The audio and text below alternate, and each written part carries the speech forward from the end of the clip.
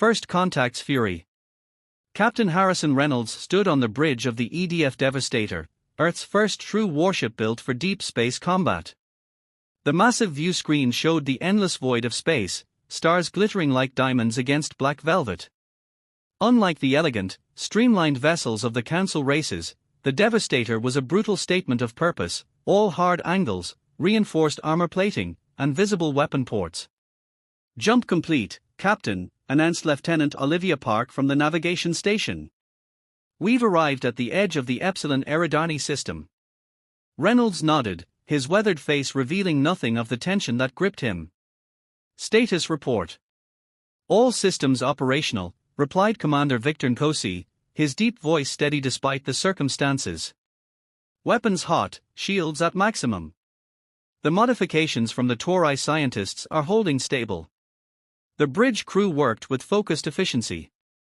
Unlike the Council ships with their minimal crews and heavy automation, the Devastator was operated by humans who understood the value of redundancy.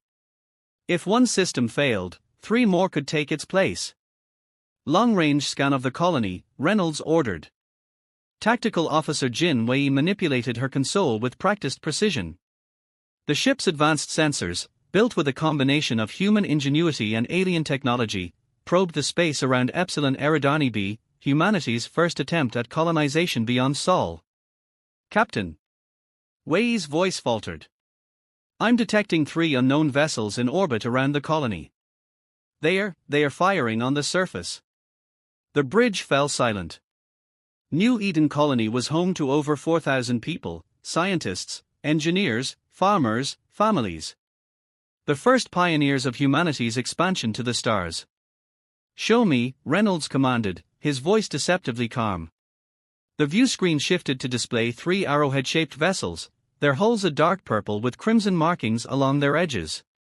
As they watched, one of the ships fired a beam of energy at the planet's surface, followed by a plume of smoke rising from the colony. "Life signs?" Reynolds asked, fighting to keep his voice steady.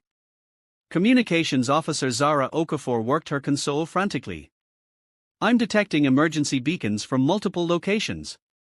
There are survivors in the underground shelters, but I can't establish communication." Reynolds' jaw tightened. "Any match to known species?" "Nothing in the Council database," Wei reported. "But their design?" "Captain, these ships are built for war. Heavy weapons, reinforced hulls, military-grade shields. Nothing like the Council vessels."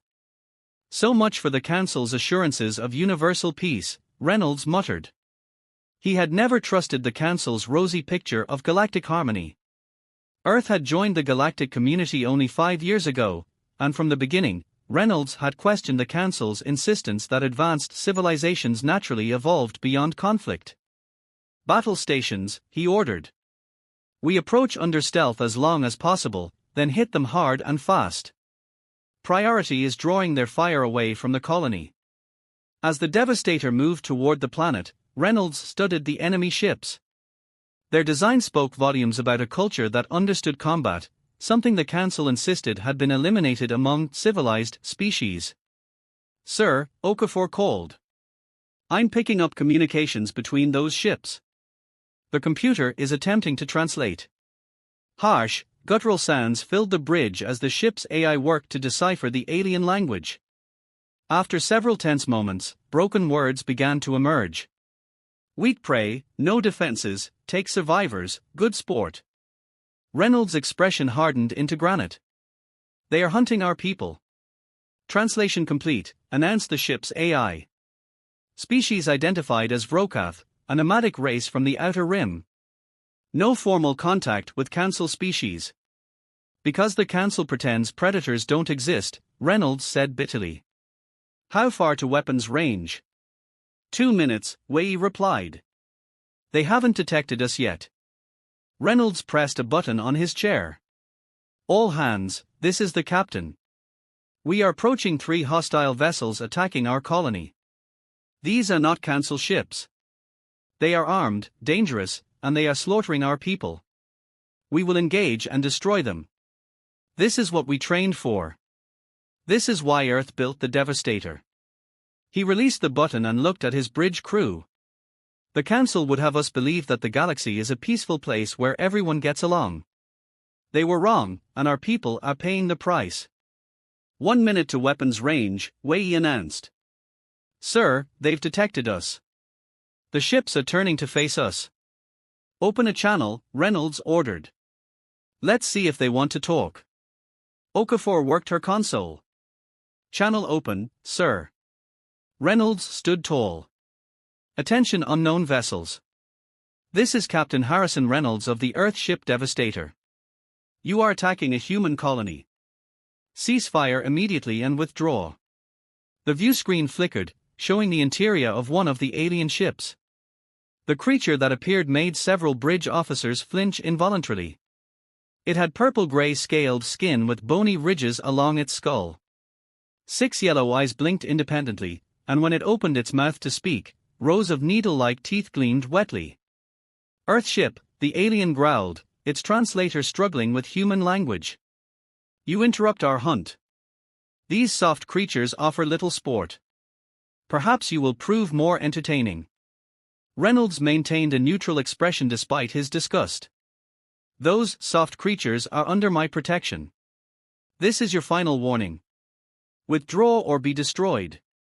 The alien's mouth stretched into what might have been a smile. We are Vrokath. We do not withdraw. We are 3 ships. You are 1. The math is simple, even for a primitive species. There's one thing you should know, Reynolds said calmly. We're from Earth.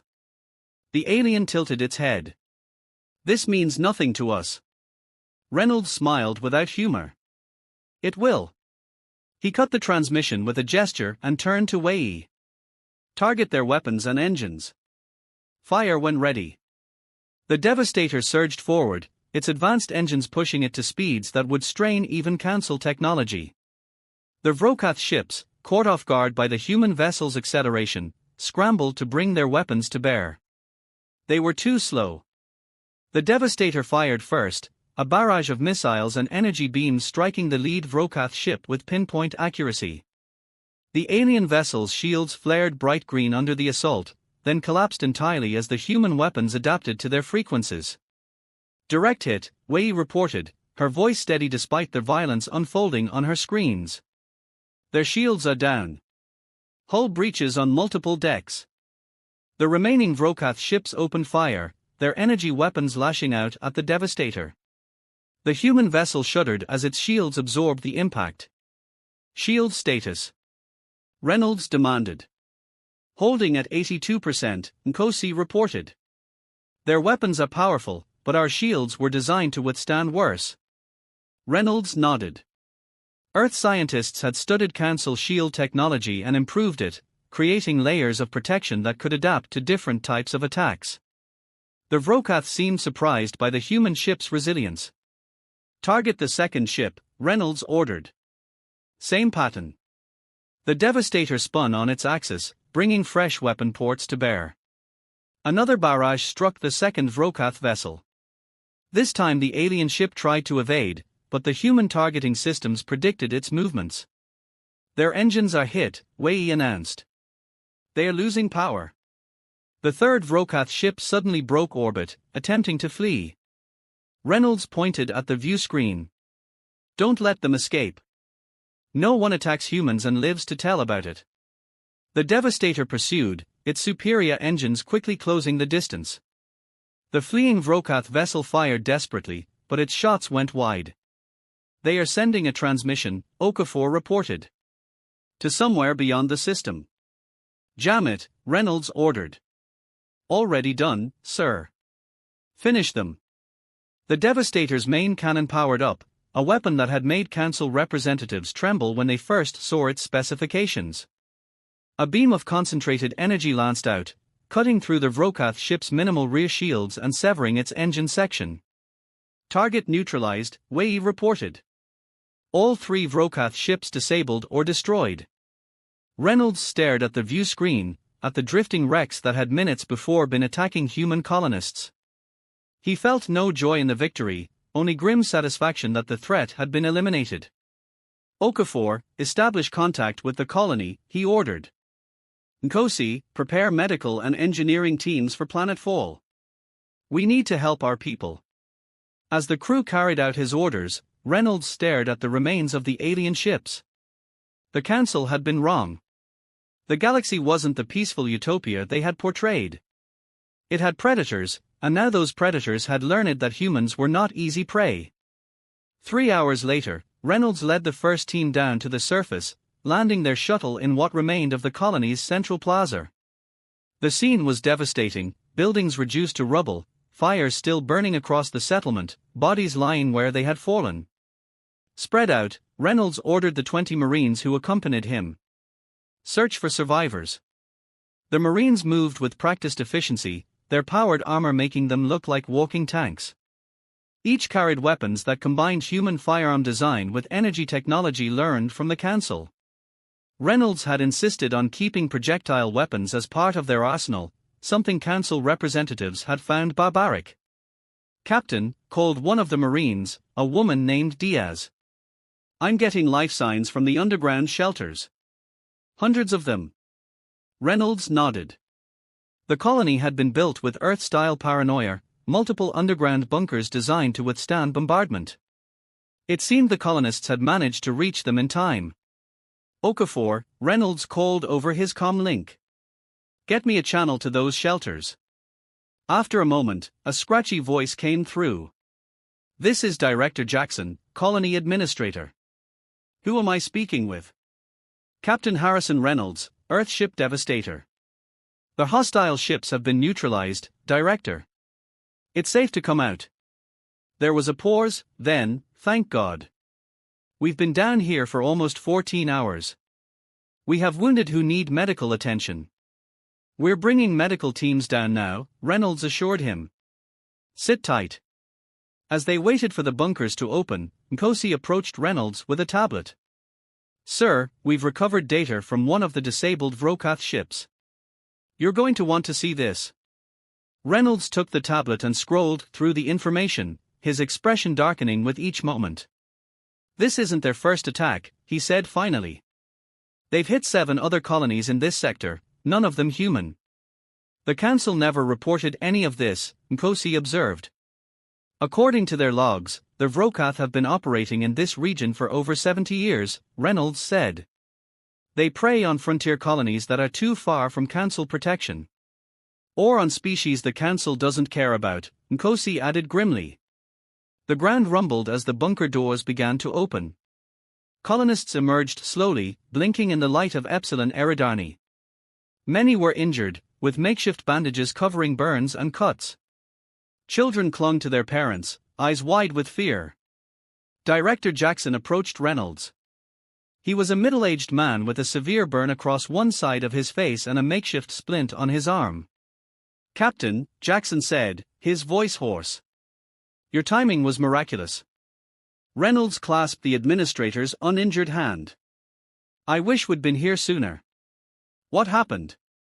Jackson gestured at the destruction around them. They came without warning.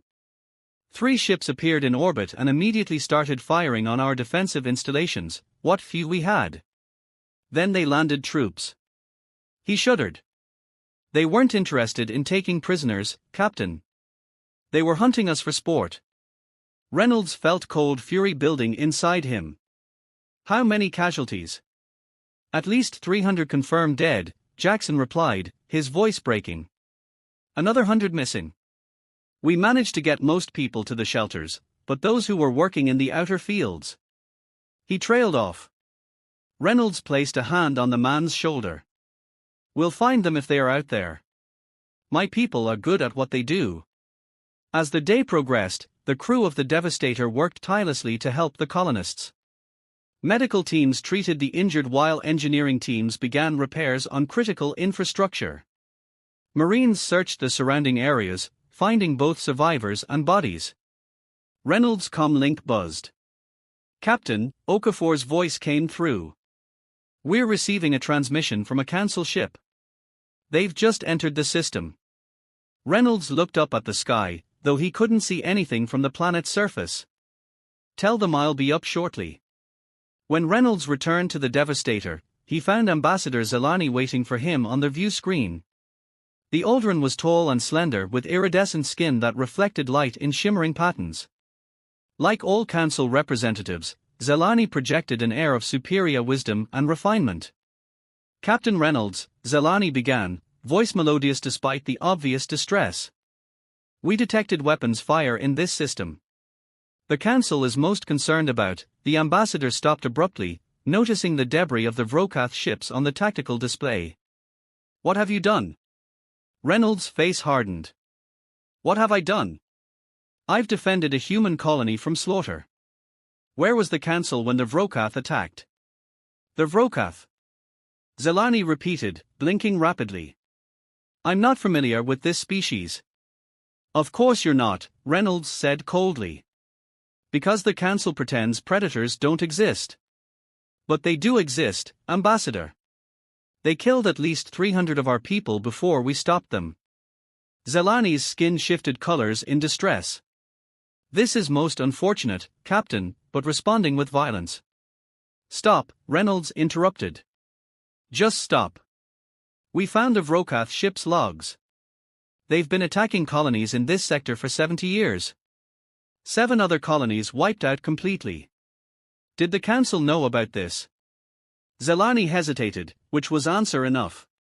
"You did know," Reynolds said, his voice dangerously quiet. "And you did nothing." "The Council's policy is non-interference with predatory species," Zelani admitted finally. "Engaging them only encourages more violence." Reynolds laughed without humor.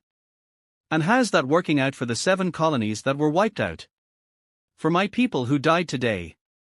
"You don't understand, Captain," Zelani insisted. "Most Council species evolved without the constant warfare that shaped humanity. We don't have your capacity for violence.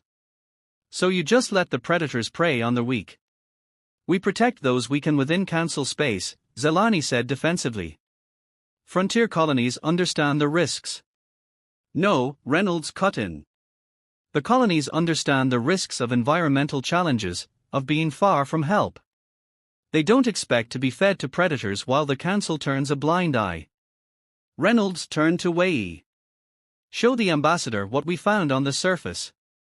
Wei worked her console, and the view screen split to show images from the colony, bodies in the fields, buildings reduced to rubble, injured colonists including children. Zelani turned away from the images. "Please, Captain. This is distressing." "It should be," Reynolds said. "This is the reality of your peaceful galaxy, Ambassador. While Council species congratulate themselves on their enlightenment, species like the Vrokath prey on those you won't protect." Reynolds stepped closer to the screen. "But that ends now. Earth is establishing a defense fleet. We'll protect human colonies and any others who ask for our help." "The Council will not approve," Zelani began. "The Council's approval isn't required," Reynolds interrupted. "Earth joined your Galactic Council as a partner, not a subject. We won't sit back while our people are slaughtered." Zelani's skin dulled to a muted gray. "You humans are so aggressive, so quick to resort to violence." "We come from a death world, Ambassador," Reynolds replied. "On Earth, predators exist. We learned long ago that you either fight them or become prey. It seems the same is true in space." The Protectors rise. 1 year had passed since the battle at Epsilon Eridani. Captain Harrison Reynolds, now Fleet Admiral Reynolds, stood on the bridge of the EDF Guardian, Earth's newest and largest warship. At twice the size of the Devastator, it represented everything humanity had learned about space warfare in the past year. The massive view screen showed an impressive sight: 30 human warships moving in formation, accompanied by smaller vessels of various designs.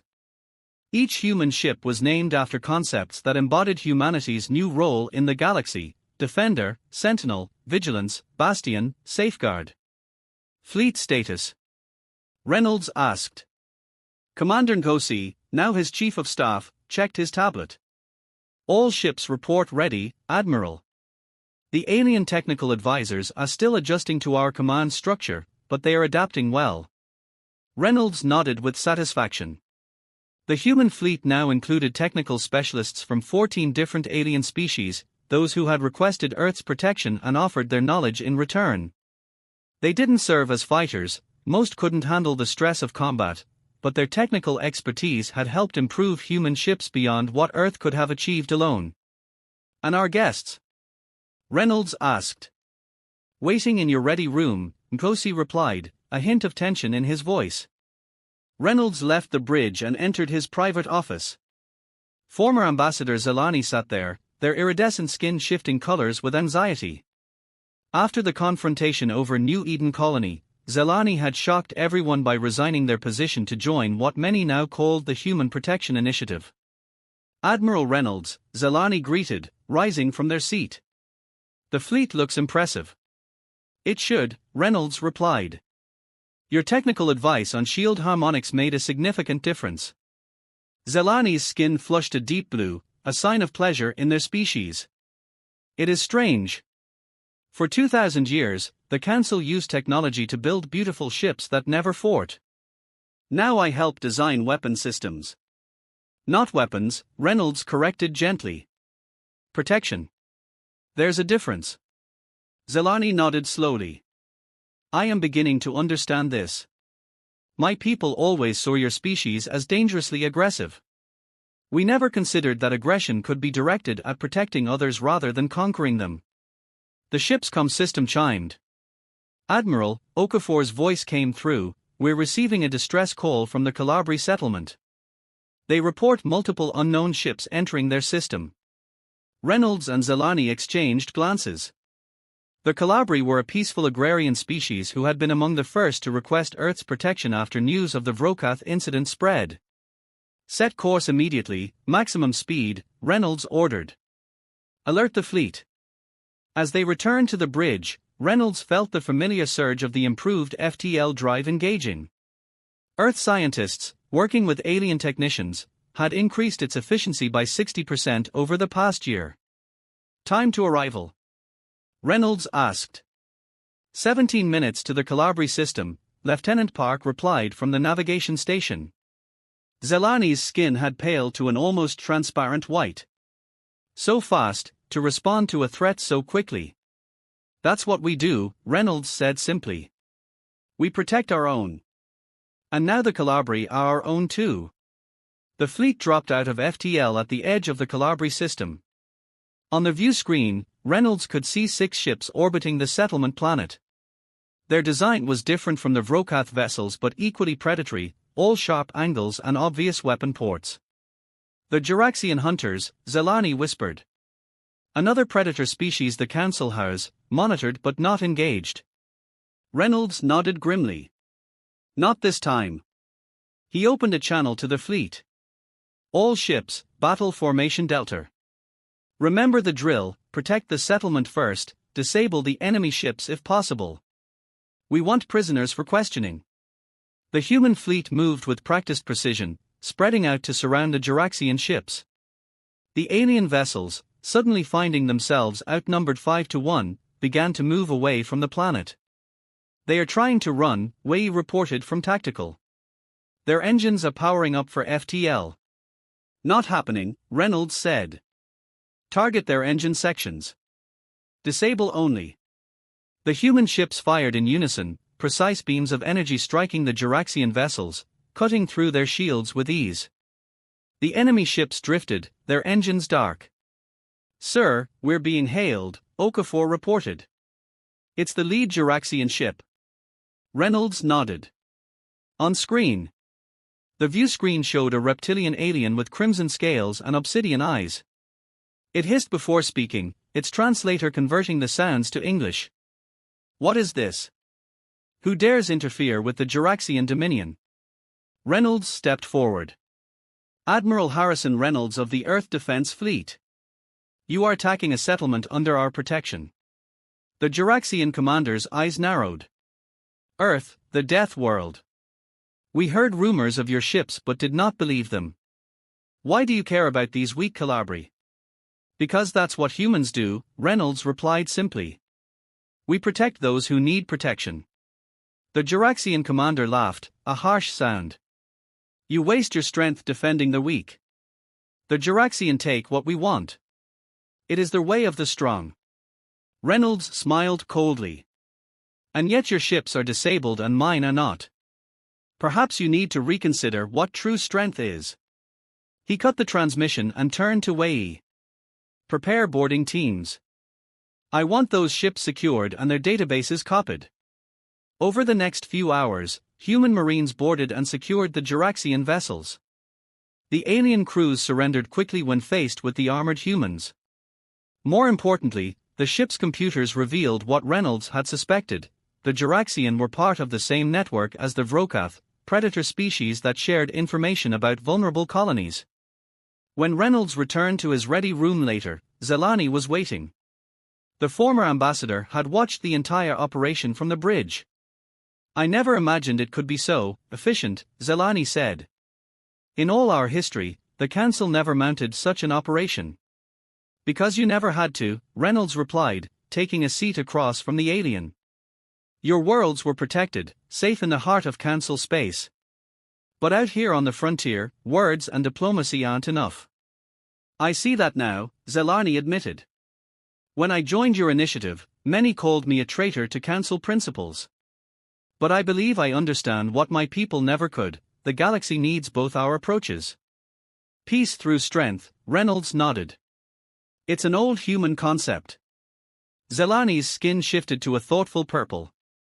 The Calabri settlement is safe now, but there will be others. The Predator network is larger than we thought. That's why we're expanding the fleet, Reynolds replied. 20 more ships will be ready next month, and 5 other Death World species have asked to join our alliance. Zelani looked surprised. Other Deathworlders? Reynolds smiled. Yes. Turns out Earth isn't the only planet that produces species capable of fighting. They've been keeping a low profile in the Council, just like we did at first. But now they see an opportunity to use their natural abilities for something constructive. Zelani was silent for a moment. My people believed that evolution on harsh worlds created only monsters. We were wrong. It creates protectors. Not always, Reynolds cautioned. Power can corrupt any species. But humans learned long ago that the strongest among us have a responsibility to protect those who can't protect themselves. The ship's comm system chimed again. Admiral, Okafor's voice came through. We're receiving requests for assistance from 5 other settlements in nearby sectors. Word of our response here has spread. Reynolds exchanged glances with Zelani.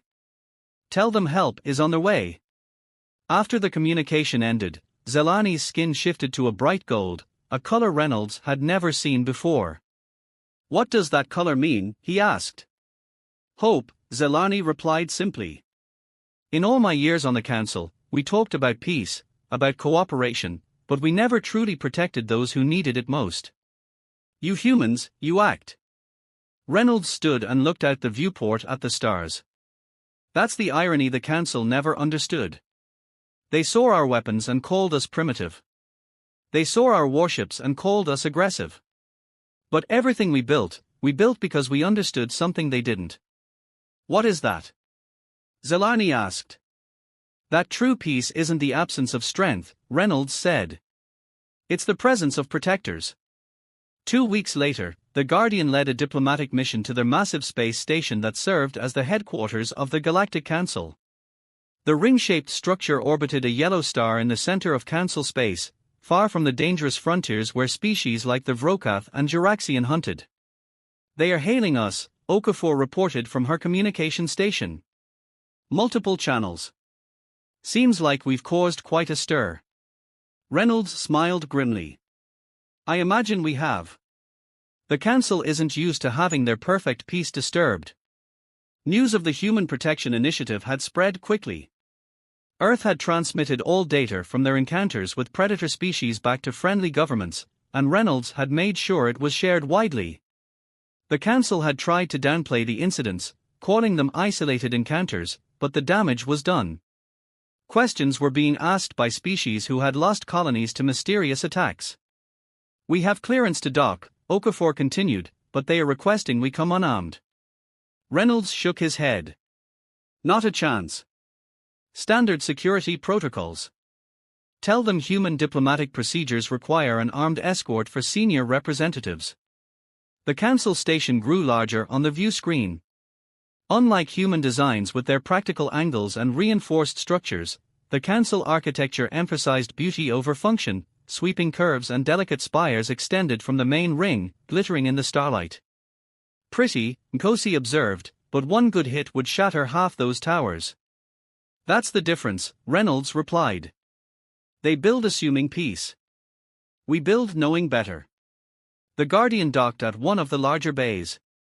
Reynolds selected a team of 12 Marines to accompany him, each wearing the dress uniform of Earth's Space Defense Force with sidearms prominently displayed. A group of Council representatives waited for them just beyond the airlock. Their High Councillor Trill stood at the front, their gossamer skin shifting nervously as they regarded the armed humans. Admiral Reynolds, Trill began, the Council has agreed to hear your presentation, but weapons are not permitted in the chamber. Reynolds stepped forward. These are not up for negotiation, Councillor. Either we come as we are, or we leave. Earth has already transmitted our demands to the Council. Demands, repeated one of the other aliens, a tall being with crystalline features. Such an aggressive term.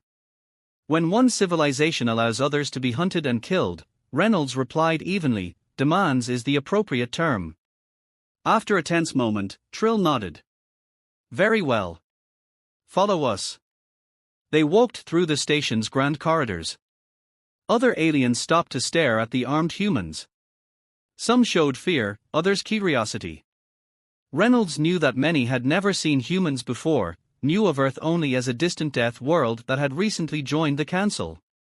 The Council chamber was enormous, a circular room with rising tiers of seats occupied by representatives from over 1,000 species. A central platform provided space for speakers to address the assembly. The ceiling was a transparent dome showing the stars beyond. As Reynolds and his team entered, a murmur ran through the chamber. He stepped onto the central platform, flanked by his guards. Behind him, a massive screen displayed the Earth Defense Fleet insignia, a shield protecting a stylized galaxy. High Councillors, Reynolds began, his voice amplified throughout the chamber. 1 year ago, a human colony was attacked by a predator species known as the Vrokath. 300 of my people died before we could respond. The screen behind him changed to show images from New Eden Colony, the destruction, the wounded, the dead. More murmurs rippled through the assembly. Since then, Reynolds continued, the Earth Defense Fleet has responded to 17 similar attacks across the frontier regions of known space. We have identified a network of at least 8 predator species operating with impunity in areas the Council claims to govern but does not protect. Trill rose from their seat. Admiral Reynolds, the Council has always maintained a policy of non-interference. Non-interference is complicity when it comes to predation, Reynolds interrupted. Your policy has cost countless lives. And we have evidence that the Council has been aware of these predator species for centuries. The screen changed again, showing data recovered from the Vrokath and Juraxian ships, logs of attacks going back decades, coordinates of vulnerable colonies, even communications with Council observers who had documented the attacks but taken no action. The chamber erupted in shouts and exclamations as representatives reacted to the evidence. Trill's skin had turned almost black with distress. What do you want, Admiral? Trill asked when the noise subsided. 3 things, Reynolds replied. First, official recognition of the Human Protection Initiative and its right to defend any colony that requests our help. Second, Council resources allocated to strengthening frontier defenses. And third, a joint task force to hunt down and neutralize predator bases. You're asking us to abandon centuries of policy, one of the councillors protested. I'm asking you to protect your people, Reynolds countered. Isn't that the first duty of any government? If the Council won't do it, Earth will. And we won't be alone.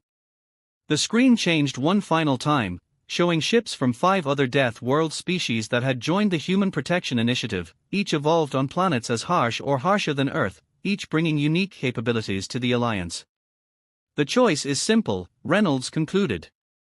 Join us in creating a galaxy where all species can live without fear, or stand aside while we do it for you. Either way, the era of predators operating unchallenged is over. As Reynolds and his team left the council chamber hours later, Zelani waited for them in the corridor. "They've agreed to your terms," the former ambassador said, skin glowing with that golden hue of hope. "Not all of them willingly, but enough." Reynolds nodded. "It's a start." "The council is changing," Zelani observed. "Many representatives approached me after your presentation, asking how their worlds could join your initiative." "Our initiative," Reynolds corrected. "We need both approaches, remember? Strength and diplomacy. Protection and peace." As they walked back to the Guardian, Reynolds reflected on how much had changed in a year. The council had called humans a mistake, dangerous creatures from a death world who didn't belong in their peaceful galaxy. But sometimes what looks like a mistake is exactly what's needed. In a galaxy with predators, the Deathworlders weren't a mistake. They were the solution no one knew they were waiting for.